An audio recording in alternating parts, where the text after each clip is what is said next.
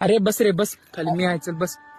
अहो, नको दादा, ती लोक लय डेंजर आहेत, लय मारतात दादा. अरे तू टेन्शन घेऊ नको, मी आहे रे, तू बोल बिंदास बोल.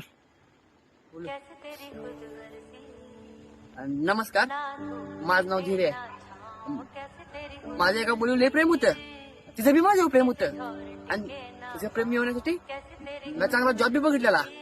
आम्ही दोघं लगीन बी करणार होतो, पण तुला अचानक काय झालं कोणाच ठाव, तिच्या भावा सांगून तिला मला लय मारली, माझ्या बलात्काराची मोठी केस पण टाकली, आणि पोरगी असल्यामुळं कोर्टानं तिच्या बाजूने निर्णय दिला.